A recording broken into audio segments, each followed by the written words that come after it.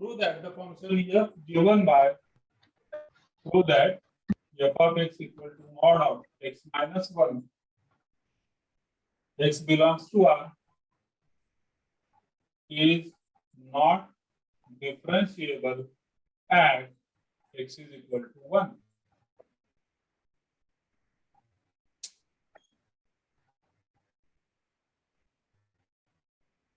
ठीक, अब यही वो क्वेश्चन है जो हमने बोला था, मैंने आपको लिख दिया था कि mod x जो फंक्शन होता है mod x it is continuous function, तो mod x minus 1 भी कंटिन्यूअस होगा at this point also at x is equal to 1 also. It is a continuous function, but this is not differentiable and that we need to prove over here.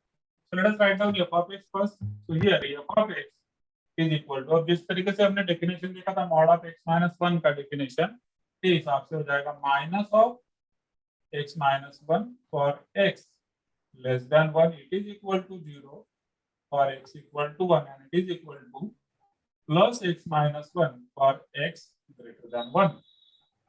According to the logic we have discussed in the last session, mod x को function को हम इस तरीके से define करते हैं. ठीक, तो हमें यहाँ पर लेफ्ट हैंड डेरिवेटिव और राइट हैंड डेरिवेटिव दोनों निकालना है. So let us find out left hand derivative first, जो कि कहलाएगा f dash of 1 माइनस मतलब left hand derivative. So it is equal to limit x tends to 1 minus, formula हमारा है f of x minus f of c upon x minus c. ठीक है, that is the formula.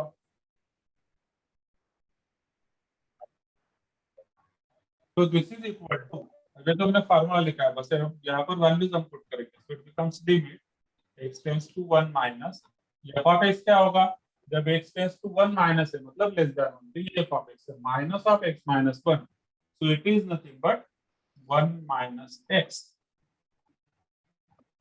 Minus f of c मतलब f of 1 because we are taking the derivative at 1 divided by x minus c.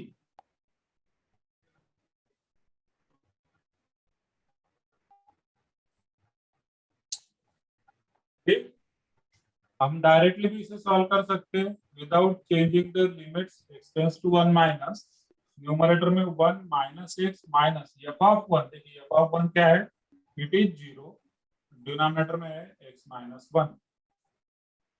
so this is equal to limit x tends to 1 minus, now 1 minus x can be written as minus of x minus 1, denominator में x minus 1, और ये दोनों हम cut कर सकते हैं क्योंकि x tends to 1. so this is equal to minus बच जाता है मतलब कि माइनस 1. ठीक है, so this is left hand derivative f dash of 1 minus. अब हमें लेना है f dash of 1 plus, that is called as right hand derivative f dash of 1 plus. According to the formula again, it is limit x tends to 1 plus f of x minus f of 1. अगर मैं direct लिखूं, c की value मैंने 1 रख दिया direct, तो c is equal to 1 because we are taking at point c, which we are taking at x is equal to 1. So this is equal to what? Limit x tends to 1 plus f of x. अब f of x क्या है यहाँ पर देखिए, f of x is x greater than 1. 1 plus मतलब x greater than 1. So in this case f of x is x minus 1 minus f of 1 is always 0. Denominator में है x minus 1. So it is nothing but limit x tends to 1 plus numerator x minus 1 denominator x minus 1. The answer is plus 1. और हम लिखेंगे since left hand derivative not equal to right hand derivative, therefore f of x is not differentiable at x is equal to 1.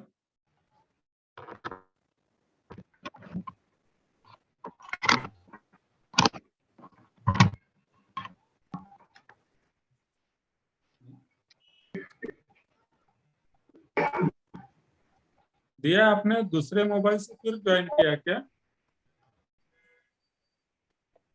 तो मेरे laptop की charging काम है, इसलिए मैं फोन से ज्वाइन करती हूँ। अच्छा अच्छा ठीक है। But I think problem is on my side, पता नहीं क्यों आज ऐसा हो रहा है। मैंने नेट भी चेंज करके देखा, network, but still problem is there. चलिए फाइन, तो ये क्लियर है क्या? Is this clear? Yes sir. Okay fine, चलिए आगे बढ़ते हैं।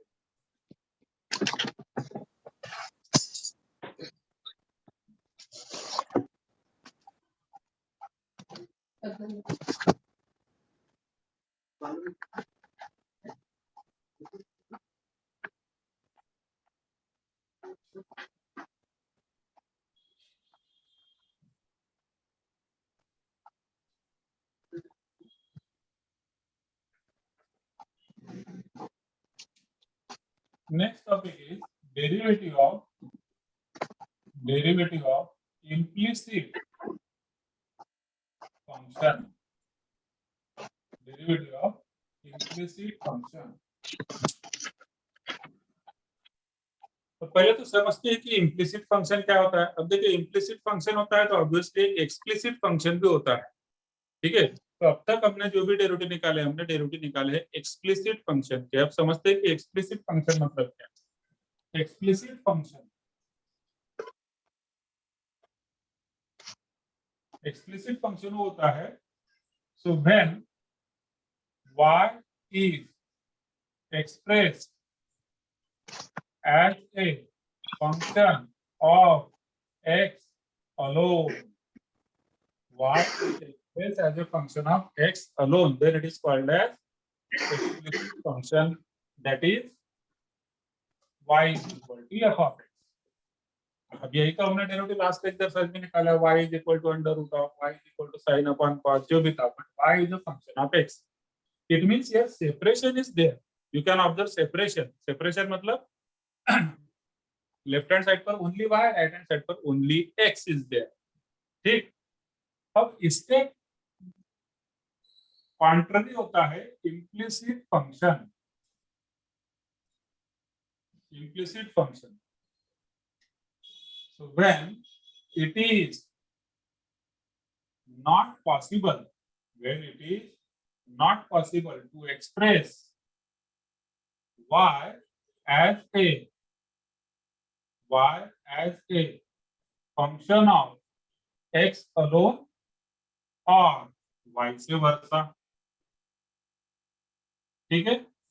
When it is not possible to express y as a function of x alone or x as a function of y alone, ठीक है। y को हम x का function नहीं बोल सकते या फिर x को हम y का फंक्शन नहीं बोल सकते, in that case it is called as implicit function. So this is of the form f of x comma y is equal to 0. So where x and y are not separable on both sides, है ना, कि एक side आपने पूरे x कर दिए, एक side में पूरे y कर दिए. It is not possible in this case. In case of implicit function, this will not be the case. ये possible नहीं होगा, हम सेपरेट इन्हें नहीं कर पाएंगे। तो अगर हम इन्हें सेपरेट नहीं कर पाएंगे तो डेरिवेटिव कैसे निकालना है? तो there is certain rule, there is certain rule. First one, differentiate with respect to x the given relation or function.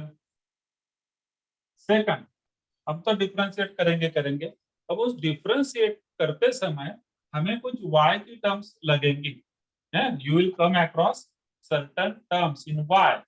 तो उसके लिए हमें क्या करना है? तो consider y as a function of x, consider y as a function of x and multiply derivatives of y by dy by dx. अब ये क्या चीज है, जब हम क्वेश्चन हम सॉल्व करेंगे तो बताता हूँ कि जैसे यहाँ पर पहले बताता हूँ y स्क्वायर का डेरिवेटिव क्या होगा। x स्क्वायर का डेरिवेटिव हमें मालूम है, x स्क्वायर का डेरिवेटिव क्या होता है? 2x होता है। तो y स्क्वायर का डेरिवेटिव क्या होगा? 2y होगा। 2y लेकिन क्या x था यहाँ पर? नहीं, यहाँ पर कौन था? y था। तो हमें इंटू करना होगा y का डेरिवेटिव। y का डेरिवेटिव मतलब ये अपना divide by dx। dy by dx। ठीक है, सो ये वाला कंसेप्ट। अब ये सब ऐसा क्यों हो रहा है? Because we are differentiating with respect to x। अब उल्टा समझिए, अब ये मत पकड़ के बैठिए कि y स्क्वायर का derivative 2y dy by dx होता है। अब देखिए, मैंने यहाँ पर फंक्शन ले लिया y स्क्वायर, इसे मैंने कर दिया differentiate with respect to y। तो अब इसका बताइए इस 2y y स्क्वायर का होगा। डेरिवेटिव क्या होगा? करेक्ट, इसका डेरिवेटिव होगा 2y into dy by dx नहीं आएगा, because we are differentiating with respect to y. So always you have to take care of with which variable you are differentiating. कौन से वेरिएबल के साथ हम अगर हम x के साथ कर रहे हैं तो कुछ अलग ट्रीटमेंट होता है, y के साथ कर रहे हैं तो कुछ अलग ट्रीटमेंट होता है। क्लियर? तो हमने लिख दिया कि consider y as a function of x and multiply derivative of y by dy by dx. Then third one, select terms containing dy by dx on LHS and rest मतलब बचे हुए टर्म्स on RHS। ठीक है, and hence find dy by dx। hence find dy by dx। तो ऐसा अगर हम कर लेते हैं then we will be able to find dy by dx।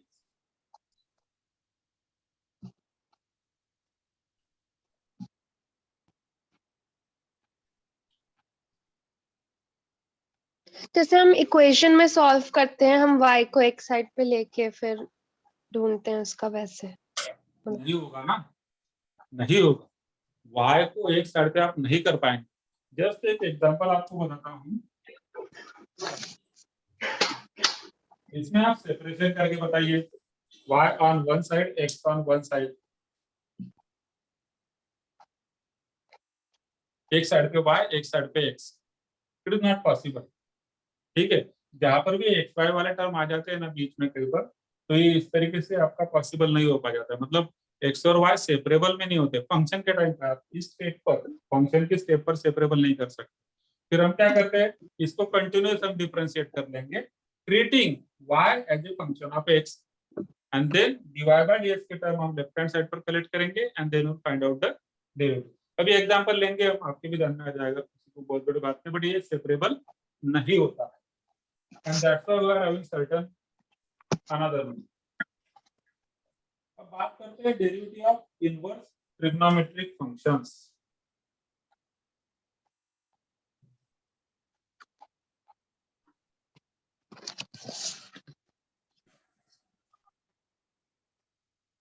Derivative of inverse trigonometric functions.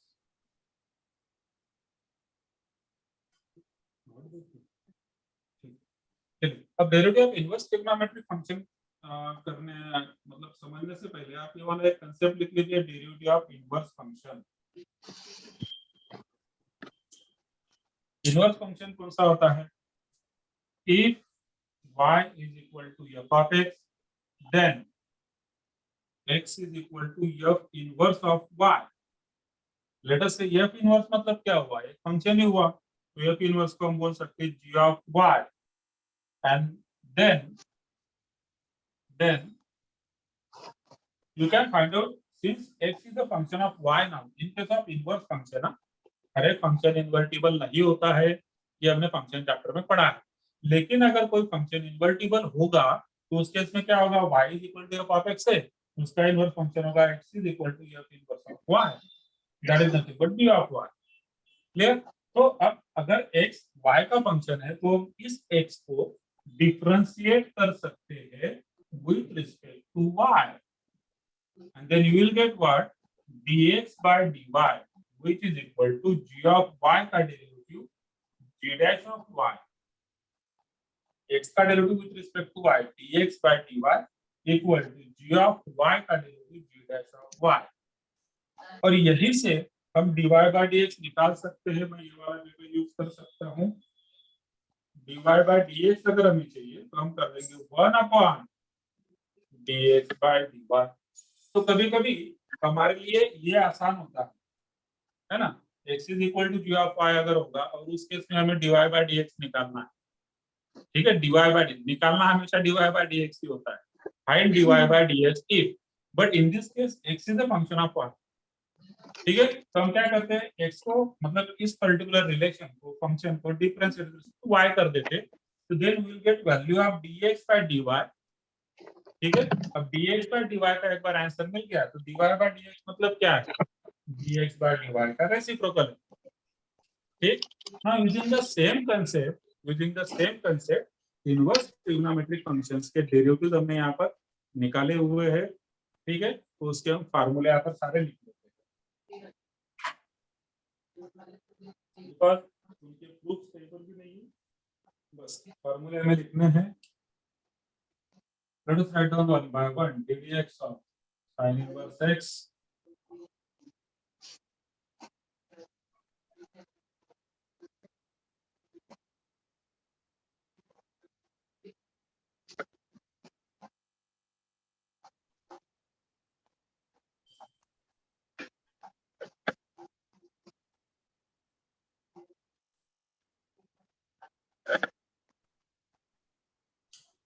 अब ये 6 फार्मूले आपकी लिस्ट में ऐड हो गए, जो डेरिवेटिव के हमने फार्मूले देखे हैं उसमें ये 6 फार्मूले भी ऐड हो जाएंगे इनवर्स ट्रिग्नोमेट्रिक फंक्शंस के डेरिवेटिव, जो आपको आज की डेट में लर्न करने हैं, so that in the next lecture we will be able to solve problems based upon this, ठीक है। फार्मूले लर्न होने चाहिए।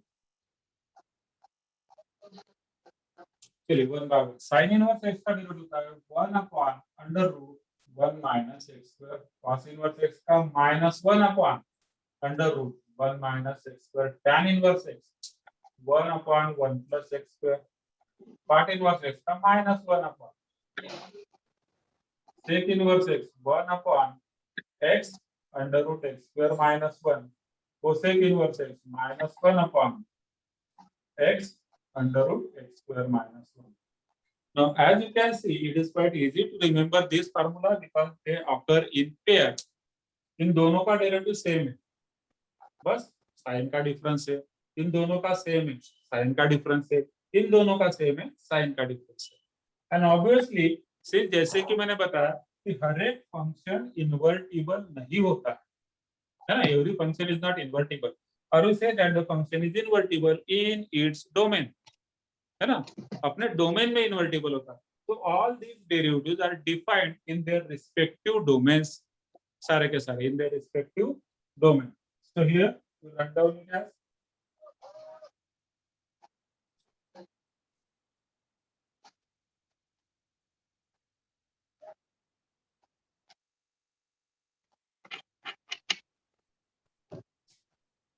ठीक है। तो हम यहाँ पर डोमेन इनका लिख लेंगे, so x belongs to minus 1 1, x belongs to again minus 1 1, tan inverse x belongs to r, x belongs to r, sec inverse cosec inverse x minus 1 2, sorry, minus infinity to 1 union 1 to infinity, और ये same इसके लिए